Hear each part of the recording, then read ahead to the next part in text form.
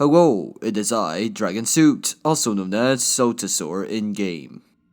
In this video, I'll be talking about the latest snapshot for Minecraft's 1.16 Nether update, 20W10A. Now, let's get right into the video.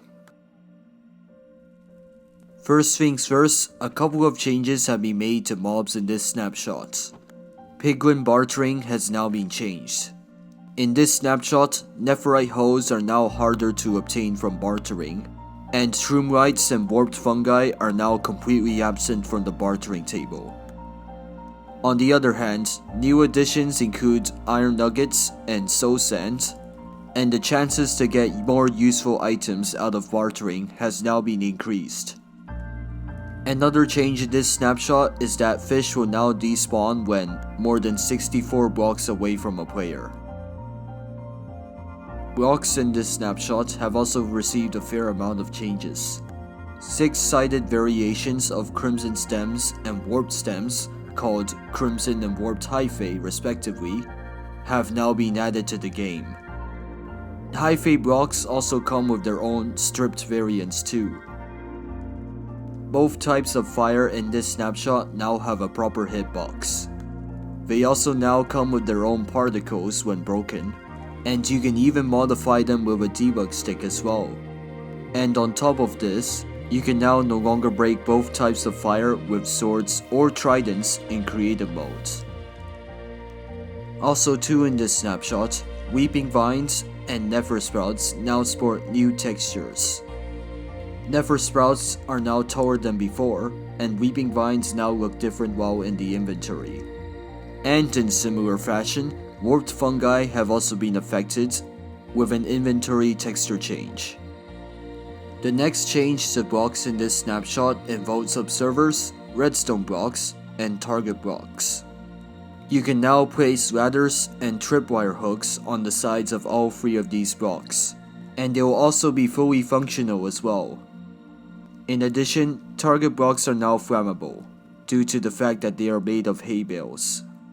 You can also now activate target blocks with bottles of enchanting and ender pearls.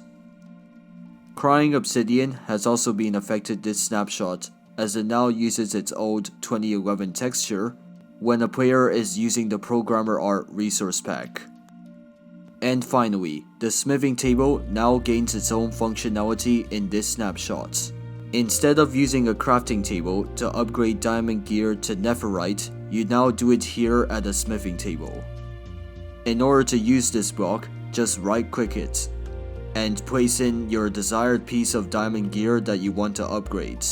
Then, place a netherite ingot inside of the other slot, and with that, you can now enjoy your new netherite item, complete with the enchantments that it once had. A few changes have been made to items in this snapshot as well.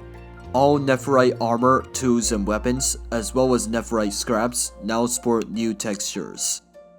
In addition, hoes have now been changed too. They can now break hay bales faster than other tools, and you can now enchant them with fortune, efficiency, and silk touch. And speaking of items, item frames can now be made invisible, and they can also be fixed, which means that their items are non-removable, and the item frame is impossible to destroy. You can do this by summoning an item frame with the new invisible or fixed tags.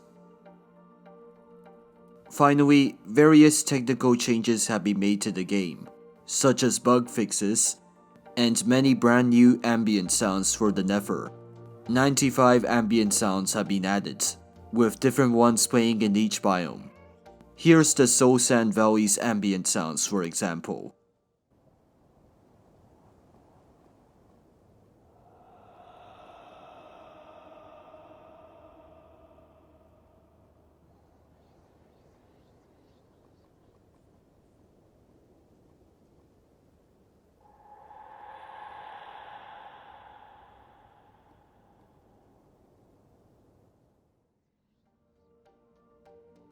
Well, that's all I have for this video. Make sure to leave a like, comment, and subscribe, and be sure to check out my other videos too.